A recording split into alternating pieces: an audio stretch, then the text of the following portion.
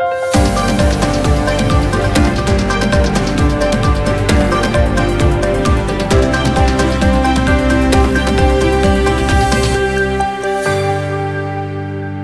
मी अनुष्का. शंखनाद न्यूज चॅनलच्या मराठी बातमीपत्रात आपल्या सर्वांचं परत एकदा स्वागत करते. बघूया आजच्या काही मराठी ठळक बातम्या. कुलस्वामिनी बहुउद्देशीय संस्थेतर्फे महिला दिनानिमित्त संस्थेच्या पटांगणात पाककला, चित्रकला, निबंध व रंगीत ड्रेस स्पर्धा घेण्यात आली. या स्पर्धासोबतच कोण बनेगा नंबर 1 शेफचे नवीन नंदनवन शीतळा माता महानगरपालिकेच्या ठिकाणी आयोजन करण्यात आले होते. इथे आपण आलो आहे. आपण कुलस्वामिनी बहुउद्देशीय संस्थामध्ये हर्षाताईंनी आम्हाला आमंत्रित केलं आहे. इथे त्यांनी जागतिक महिला दिनानिमित्त जो प्रोग्राम केलेला आहे त्याच्याबद्दल मला खूप छान वाटलं आहे.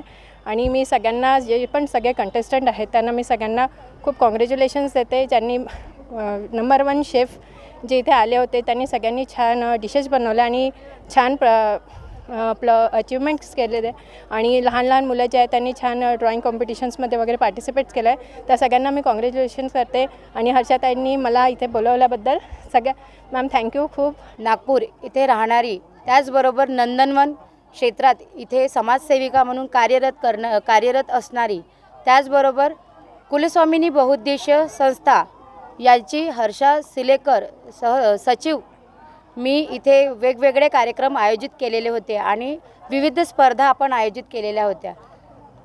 कोण बनेल नागपूरच्या नंबर 1 शेफ याची आपण पाककला इथे घेण्यात स्पर्धा आयोजित केलेली होती. त्याला आपल्याला भरभरून प्रतिसाद मिळालेला आहे. पाककलामध्ये प्रथम, द्वितीय आणि तृतीय असे पारितोषिक आपण आपल्या संस्थेच्या वतीने देण्यात आलेले आहेत. त्याचबरोबर विविध स्पर्धा आपण इथे आपल्या संस्थेच्या वतीने इथे घेण्यात आलेल्या आहेत.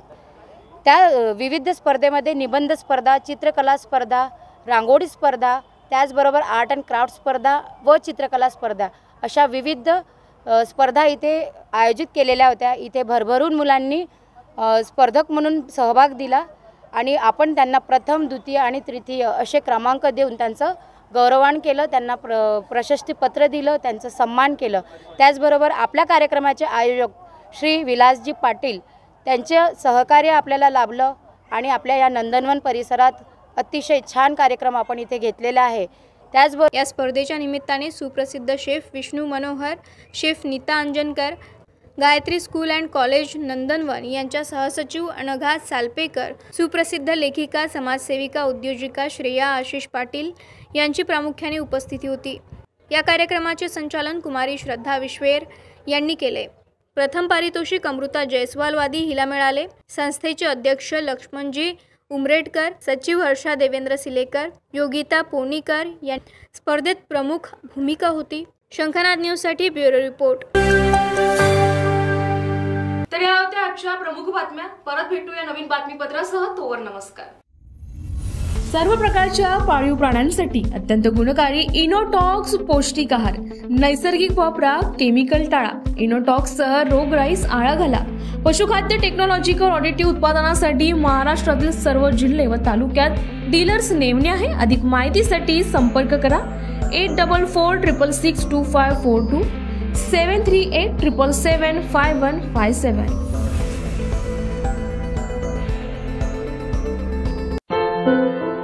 क्या हुआ बहू? माँ, पाइल्स की बहुत तकलीफ हो रही है. तो तुम गुदरोग सर्जन के पास क्यों नहीं गई?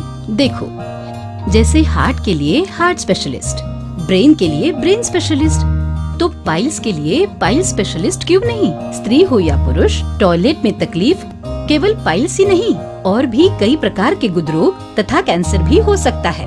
इसीलिए इसकी प्रत्यक्ष जांच जरूरी है.